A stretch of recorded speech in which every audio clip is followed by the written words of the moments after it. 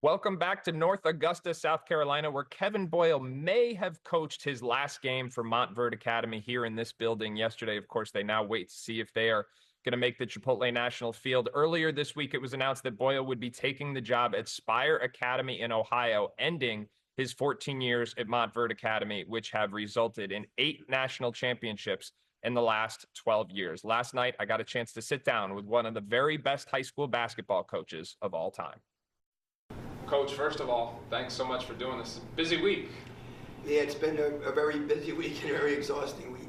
So we're in North Augusta, South Carolina. We're here at the EYBL Scholastic Conference Tournament. The day before, 48 hours before this tip, the news broke that you were going to be going to Spire Institute in Ohio next year. What went into this move? Because I understand it was not a quick move. This has actually had legs longer than a lot of people realized. Yeah, they approached me last year through a third party about doing that, and it was a very interesting offer to join them and to help them with their vision. Really liked the vision they had for their future, and I kind of kicked it down the road. I don't like change much. I was at St. Patrick for 24 years, and I was at Montverde my 14th year, so it takes a lot for me to want to make a change. And then they kind of revisited this year, and it just seemed like it was just too good of a plan and too good of a opportunity to pass up. Your initial quotes spoke about the evolving nature of high school basketball. When you talk about their plan and the vision, how do those things all fit together? Well, when I talk about the changing, I think things trickle down from the NBA off into college, and college to high school. It will happen in time.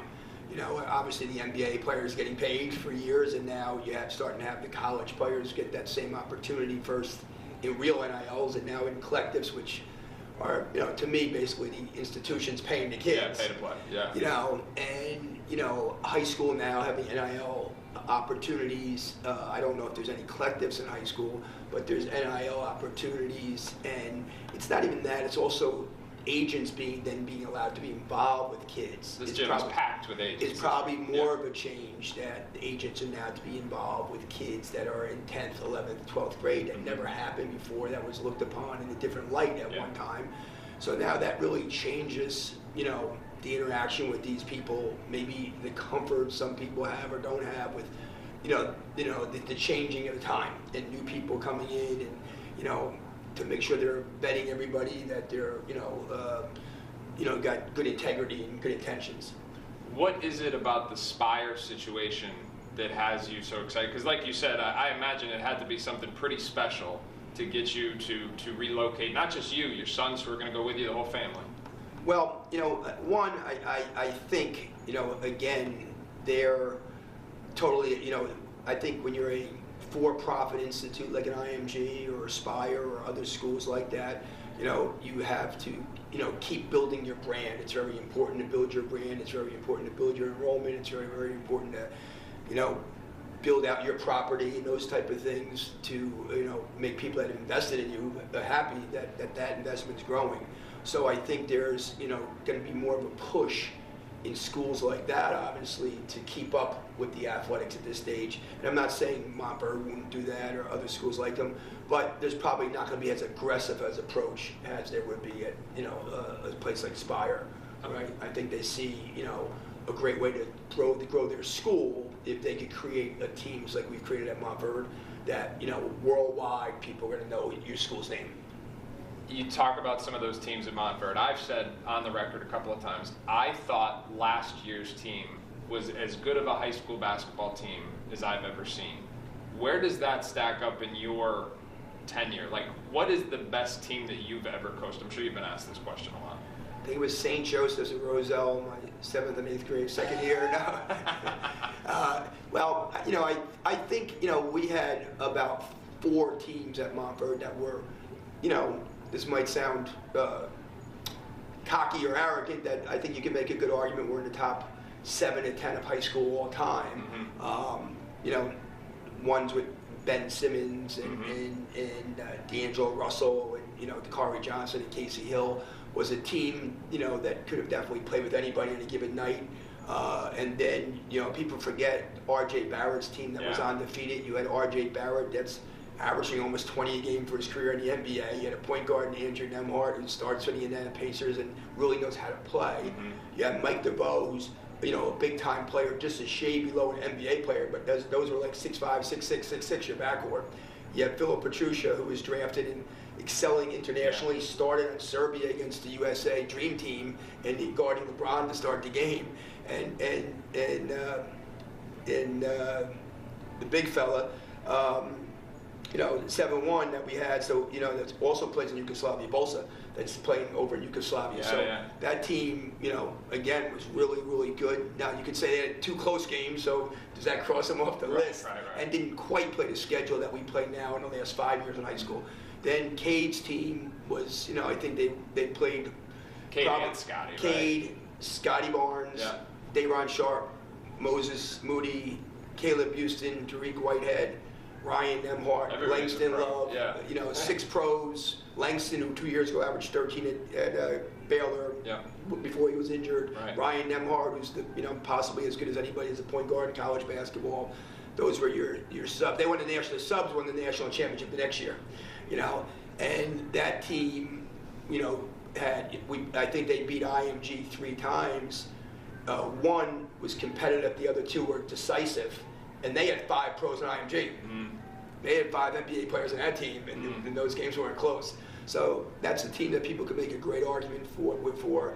And then last year's team, it's funny because I was talking to Liam McNeely the other day, and he's like, saying that, I was watching Duke, and Duke's terrific and great, and he's like, I think last year's team could beat this year's Duke team. And I said, then I'm thinking about it, I'm like, I don't know. I guess Cooper's Cooper. Liam and Knuppel are both really good.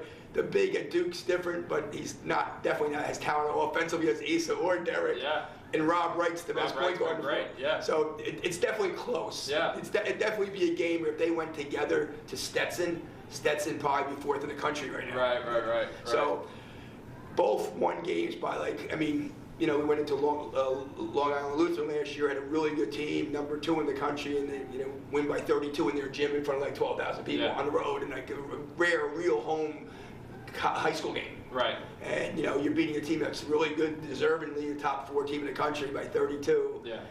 But then I remember Cade's team, Mercy ruling St. Patrick's with Kaminga and those guys in John Wall's tournament. Mm-hmm. They had the clocks running, and they were, I think, 3rd in the country at the time. And DeMatha was 2nd, and that was really decisive in our gym. Again, might have been 25-30 at halftime. And both those teams are just, those teams were probably a little bit better. It'd be great to see him have maybe a best of 3 in Orlando. No doubt. Where does the St. Patrick's team probably doesn't have the depth, but when you had Michael Kidd-Gilchrist and Kyrie Irving on the same team at St. Pat's, playing out of that little gym, that had to have been. I'm not sure that people who are in high school now are gonna even know about those stories, but I remember that team was dynamic in their own right. Well, what the difference really with St. Patrick and Montverde was, we didn't have dormitories. Occasionally, you might have somebody that stayed with a cousin or friend or something, but it was rare. Yeah. And if we probably had 3 apartments or 3 dorm rooms, you probably could have been just exactly the same level here, because we often had that one guy you needed to have extra. We never had size. You didn't have great size with those teams. Michael Gilchrist was the big kid, and we lost to Oak Hill by 1, to Finley by 1 that year. And they were just a little bit bigger. We had Derek Gordon, who was a really good player, and we were also, kind of almost like the European teams when they're competitive with the Dream Team.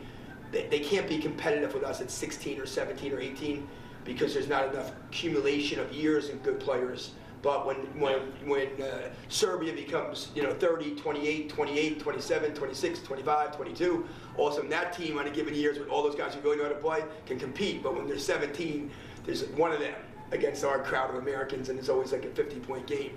So I think that was the issue. Those teams were really good, but we had some sophomores on that team who weren't quite ready for this world.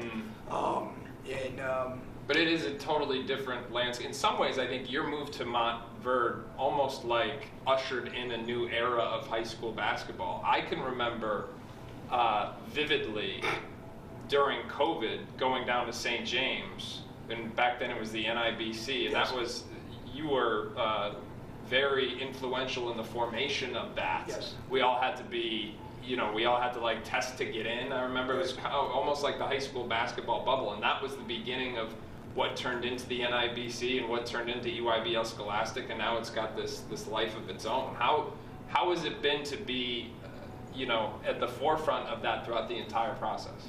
Well, it was interesting because, I talked about stuff like that maybe a year earlier, sometimes with Rashi or other people, and then Pat Holmes brought it up the following year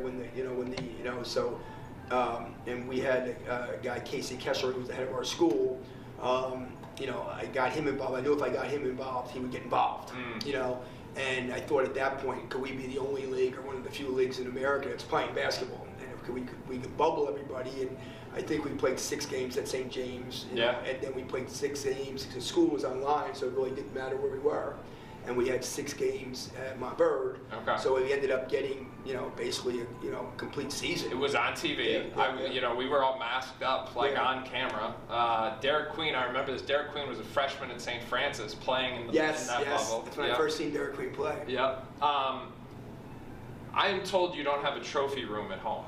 So of all the accolades, all the championships, all the awards, what is the thing that you are most proud of?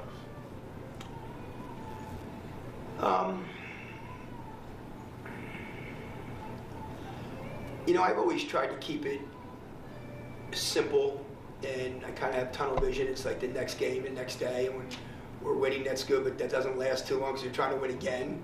And if we're losing, it's kind of like it doesn't fall apart as much as it used to, but the world's still like not right. Like this year's been a really struggle for us in the sense of what we've accomplished, and it's a credit to the kids of the past years that we've had such talented players and been fortunate to have such good success. That I was in a pizzeria a couple weeks ago. At the time, we were number 2 in the country, and we had, I think, 2 losses or 3 losses. And the guy at the pizzeria goes, "What's wrong with the team? You guys are really struggling. What's going on?" And I'm like, "Oh, we're gonna have a few more losses this year, so the struggle might get worse." But but I felt the same way. I felt like we were struggling, because we've just had been really fortunate to be able to attract a really good group of talent. But I think it's one, having my family involved, my wife Kelly, who's always terrific and supportive. My daughters, always supportive in the games and helping me behind the scenes. And then my sons both coach with me. That's probably, the specialist thing to be able to, kind of keep your family involved in what you're doing. And they're all going to Ohio, right? My daughter's not. Oh no. But gotta get some sibling pressure on her. I think she's an attorney. I think she's gonna possibly do a move to New Hope, and maybe she went to Villanova, so her and her husband both went to Villanova. So. All right. And the last question I have for you, and I asked your son this. I said, "Did your dad ever think about his legacy?" And he's like, "No, he just thinks about the next game." But if that is something you've ever thought about, what would you want it to be? Well, I think when you get older, you want to, try to, be more connected, more concerned with making sure you're having a good impact on the guys, and not just in basketball, but in their futures, in their lives. I think when you're very young, you're so competitive and just playing that, not that you want the best for them, but you're so thinking about basketball. And I think, it's still, very much on my mind, but I can deal with losing today much better than I did, a number of years ago, where the sun wasn't going to come out tomorrow. And I think that, that's I guess that's it. Coach, thank you so much. We're all looking forward to seeing what's next at Spire. All right, thank you. Thanks, Coach.